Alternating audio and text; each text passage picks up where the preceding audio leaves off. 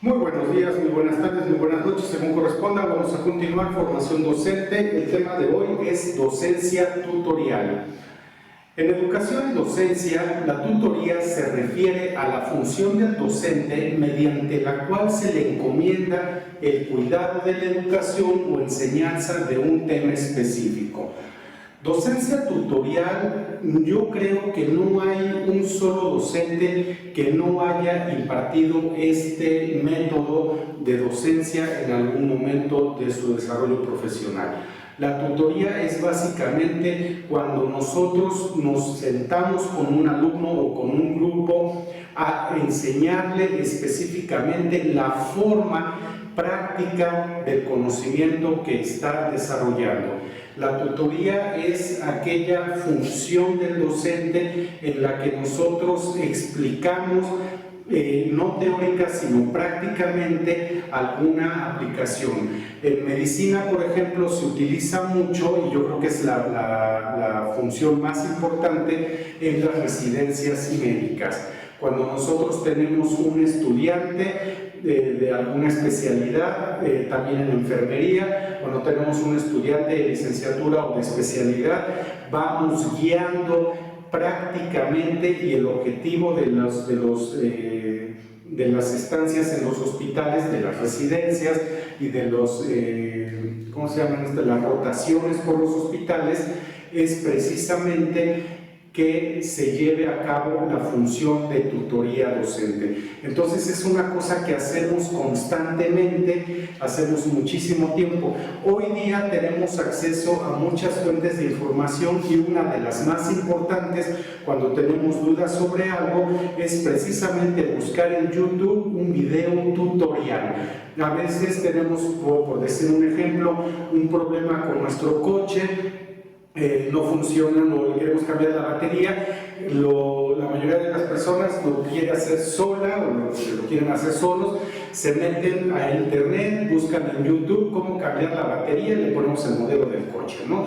En YouTube sale un video tutorial y nos va diciendo paso a paso lo que tenemos que hacer. Entonces, ya relacionándolo, decimos, pues sí, efectivamente, yo he hecho esta función de tutor, de tutora, sí he dado tutorías en mis grupos de trabajo, de estudio y también en mi casa, cuando le decimos a alguien, oye, quiero hacer un guisado, pues mira, tienes que hacer esto y estamos ahí al pendiente. Esa es la tutoría. Ahora, cuando lo vemos en un punto de vista más específico, encaminado a la docencia, más formalmente, tenemos que hay algunas restricciones que tenemos que tomar en cuenta para llevar a cabo una buena tutoría, para que ésta sea de utilidad. Primero vamos a hablar de las ventajas que ofrece el desarrollo de esta estrategia de enseñanza. Primero, se elaboran conceptos muy concretos que permiten aumentar la comprensión del tema a desarrollar. Eso es lo más importante. Empezamos siempre con los conceptos. ¿Qué es esto? ¿Qué es esto? ¿Para qué sirve? ¿Y cómo se utiliza? Sería ese orden. Lo primero que hacemos es ¿qué es esta cosa que vamos a usar, que vamos a aprender a explotar en nuestro trabajo? 2. Las tutorías abren muchísimo la posibilidad de debates y de compartir opiniones y sobre todo experiencias. Es bien importante que nosotros tengamos cierta experiencia en el tema antes de meternos a dar una tutoría. Necesitamos experiencia, necesitamos conocimiento y a veces mucho más conocimiento práctico que teórico, y esta parte es bien importante en la docencia, sobre todo a niveles profesionales y a niveles de posgrado, aunque no deja de ser importante en niveles básicos. Si nosotros no tenemos experiencia, si no tenemos conocimiento suficiente, pero más importante, si no tenemos la práctica, entonces muy difícilmente nos vamos a meter a este modelo, al menos bien desarrollado. Y tenemos que aprender a desarrollarlo bien, porque vuelvo a lo mismo, es una cosa que hacemos muy cotidianamente y es bien importante. 3. El análisis de la experiencia de otras personas. También eso cuenta muchísimo, porque ahora nuestras fuentes de información no necesariamente son referencias bibliográficas, sino referencias experienciales. Cuando vemos muchos videos en YouTube, muchas de las cosas que nos indican es lo que otros han hecho y que les ha o no funcionado. Puede que a mí me funcione o no, pero esa información que obtenemos es no solamente importante para poder desarrollar la tutoría, sino para poder aprender de los errores y evitar las cosas que le han salido mal a otras personas. Y finalmente permite el desarrollo de habilidades para la resolución de problemas, y eso en formación profesional es una de las cosas más importantes, porque además es en donde se resume la mayoría de las competencias laborales. ¿Qué capacidad tienes para resolver un problema que se te está presentando? Es bien proporcional a la cantidad de conocimiento y de experiencia que tienes respecto a eso que estás haciendo. Cuando tenemos un estudiante de primer año que no tiene ninguna experiencia, ningún manejo, por ejemplo, de un equipo, es muy difícil que pueda resolver un problema derivado del equipo, del funcionamiento del equipo o de las cosas que está trabajando con ese equipo, porque definitivamente no tiene el conocimiento, no tiene la experiencia, o sea, no tiene la práctica suficiente, pero el docente sí la tiene. Entonces, cuando nosotros combinamos ese conocimiento, el conocimiento de otros, más mi propia práctica y mi experiencia, puedo decirle a la persona qué es lo que tiene que hacer, qué puede hacer para resolver un problema en particular. Esto es bien importante. No todos los problemas y no todas las situaciones que se ven en una tutoría pueden generalizarse, y de ahí es que el modelo es tan importante, porque si consideramos que cada situación es única, también tenemos que cada situación tiene una única solución. Por eso el conocimiento es tan amplio y es tan rico en función de lo que podemos aportar a manera de práctica y de los elementos que nos valemos para hacerlo.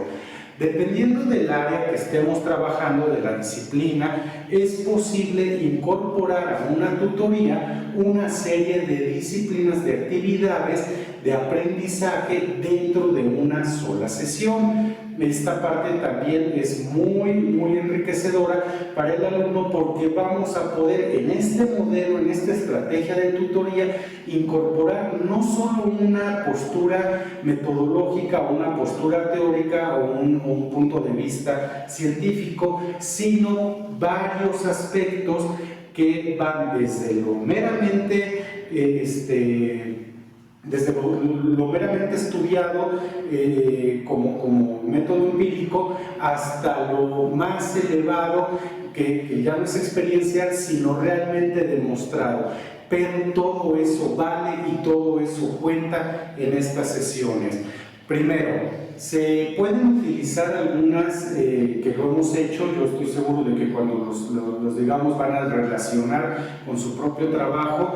De las más importantes son análisis de estudio, análisis de casos, análisis de filmes relacionados al tema central. Y esto nos va a permitir no solamente reconocer ya sea los errores o los aciertos que tuvieron otras personas, sino tomar de ellos los elementos suficientes para poderlos aplicar a nuestro caso particular. Y eso lo hacemos muchísimo en muchísimas áreas. Decimos, hay que analizar este caso y vas a presentar tus propuestas, tus soluciones, y de ahí vamos a partir. 2. Demostración de métodos de investigación o aplicación como estrategia. La demostración de los métodos de investigación es bien importante, porque podemos decirle a las personas, a nuestros estudiantes, cómo y a través de qué método podemos encauzar este conocimiento, podemos resolver este problema o podemos llevar a la práctica tal o cual conocimiento teórico. 3. Se hace casi siempre un análisis profundo de las teorías existentes, de los conocimientos tomados como verdaderos hoy, y esto nos permite una directa relación con nuestro entorno cultural, nuestro entorno social, nuestro entorno laboral y sobre todo nuestro entorno práctico, para que el alumno pueda desarrollar su trabajo ya en un aspecto de realidad bien centrado. Hay comparaciones de diferentes enfoques de un problema o un procedimiento. También necesitamos que los estudiantes y nosotros mismos valoremos los diferentes estudios que se han hecho respecto a este mismo problema, respecto a este mismo tema, y los podamos ir comparando con lo que nosotros estamos haciendo, y esto nos va a dar un aprendizaje muy nutrido sobre las perspectivas y sobre lo que en realidad nos está funcionando o le funcionó a otras personas o no les funcionó y a nosotros sí nos está funcionando. Es bien interesante descubrir por qué no les funcionó y a mí sí, por qué a mí no y a ellos sí. Es un trabajo muy nutritivo. Hay presentación de información, hay análisis de otras experiencias de otros grupos. Tenemos también que a veces tenemos cierto grupo y a este grupo le funciona muy bien cierta estrategia y a otro grupo resulta que no le funcionó, por lo que nos damos cuenta de que la docencia es increíblemente dinámica. Así es que hay que tomar ahí muy en cuenta todas estas partes para que nosotros podamos ir desarrollando nuestras sesiones de docencia tutorial desde una perspectiva más amplia, muy abierta. Después, dependiendo del área, podemos incorporar otras estrategias que están en el artículo de la sesión que nos van a servir mucho para llevar a cabo estas docencias. ¿De qué parte estas tutorías? ¿De qué parte la tutoría? Lo primero y más importante, del tema a desarrollar. Si no tenemos un tema que pueda ser práctico, no se metan en el asunto de la tutoría, porque no tiene ningún sentido. La tutoría es el encauce que nosotros hacemos sobre el conocimiento de un alumno, siempre llevado a la práctica. Si no tenemos forma de poner en práctica el conocimiento adquirido, entonces no podemos meternos a una sesión de tutoría, porque no tiene además ningún sentido y no estaríamos cumpliendo con el principal requisito, que es enseñarle a una persona a hacer algo. Esto quiere decir, así en pocas palabras, no hay tutoría teórica. Toda la tutoría tiene fines prácticos y sí depende de nosotros hasta dónde queramos llevar esa práctica, para qué queremos que el estudiante sepa hacer estas cosas y, lo más importante, cómo lo va a aprender. No necesariamente necesitamos personas que estén aprendiendo de internet o de fuentes, vamos a decirlo así, no autorizadas, que se basan solamente en la experiencia o en el ensayo-error.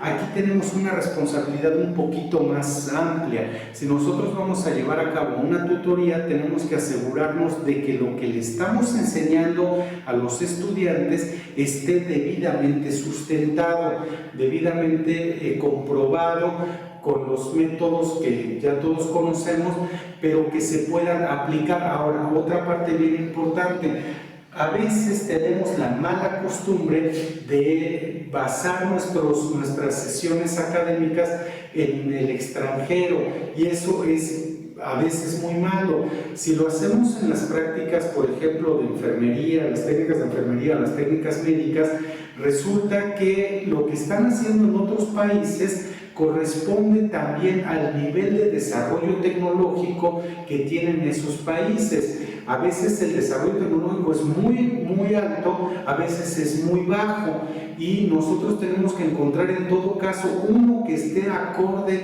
a nuestro lugar. Si por ejemplo llevamos a un estudiante de un centro de salud rural a un hospital de alta especialidad, tenemos que considerar que lo que le enseñemos en el hospital de alta especialidad, por ejemplo, a usar o a interpretar o a poner un paciente en un resonador, bueno, al estudiante difícilmente le va a servir ese conocimiento, porque en el centro rural en donde él va a ejercer y donde ejerce actualmente no hay resonador. Entonces estamos perdiendo tiempo valioso de cosas que sí le van a servir contra cosas que es bueno saber, nadie dice que no, pero que no necesariamente van a servir. Para aquello que tiene que saber el estudiante, pero que no va a poder aplicar, tenemos otros métodos.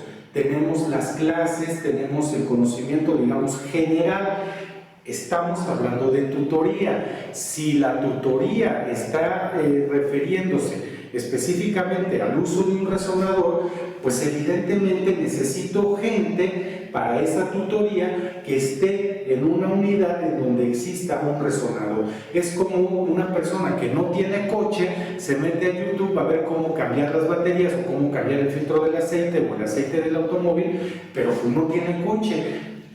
Digo, otra vez, no es malo saber. Lo que sí está mal es perder el tiempo docente, el tiempo del estudiante en cosas que de antemano no va a utilizar. Por lo tanto, si tiene que saberlo, lo hago a través de otros métodos, pero si tiene que practicarlo, lo hago a través de la tutoría. Espero haya quedado bien clara la diferencia entre el conocimiento tutorial, que siempre es práctico, y el conocimiento general o el conocimiento que tiene que tener el alumno sobre otras funciones. Antes de meternos a una sesión de tutoría como tal, antes de diseñar una sesión de tutoría, una de las cosas más importantes que vamos a necesitar es conocimiento sobre cómo aprenden las personas. Si no tomamos en cuenta esta parte de la docencia, muy difícilmente vamos a llevar a cabo sesiones productivas y menos aún en tutoría. Tenemos que saber que hay varios tipos de aprendizaje y tenemos algunas como normas que nos conviene mucho tener en cuenta. Primero, todas las personas deben estar dispuestas a aprender.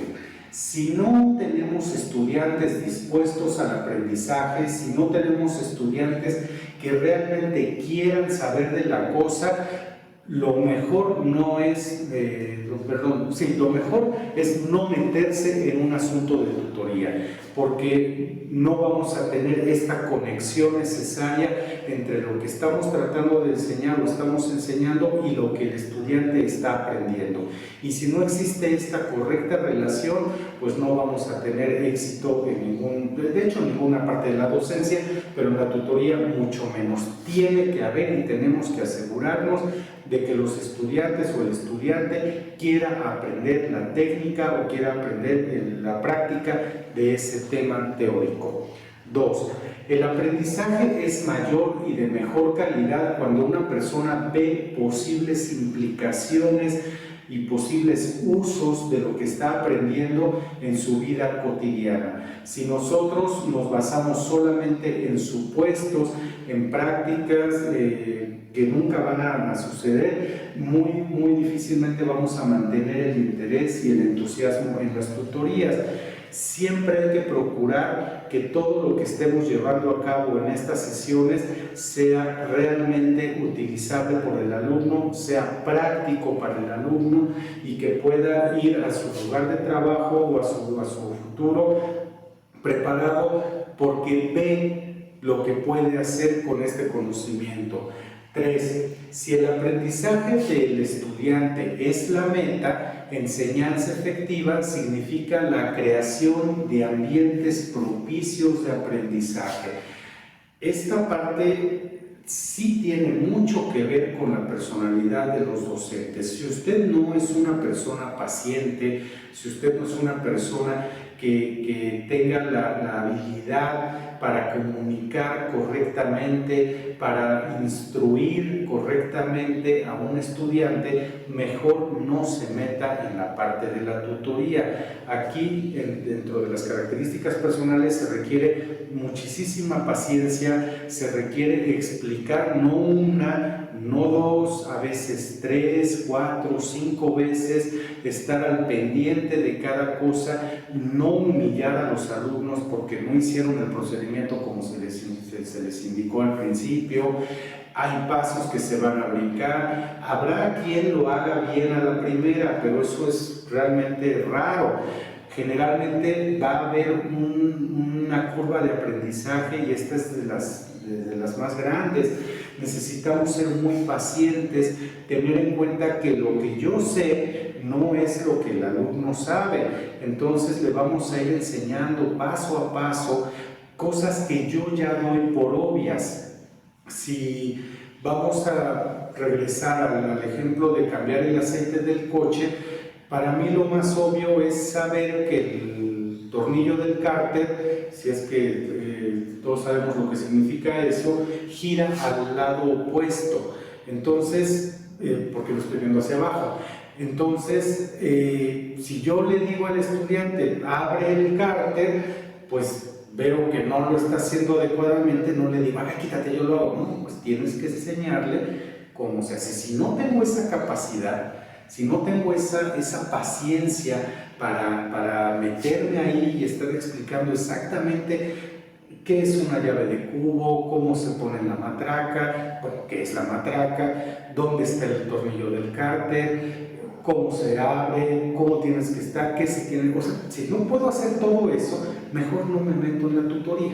De verdad, es mucho más sencillo, es menos desgastante para uno como docente y sobre todo para el alumno es muy molesto y es muy humillante que alguien te esté llamando tonto porque no puedes hacer bien algo. Y pues si no tengo esa paciencia no me meto.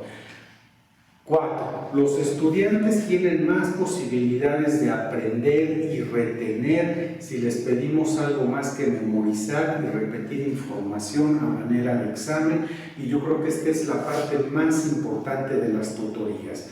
Cuando nosotros estamos haciendo un curso, estamos dando una clase y esta clase tiene implicaciones prácticas, no se pueden hacer solamente los exámenes, tenemos que ir un poco más allá, porque acuérdense que todo nuestro sistema actual está basado en las competencias.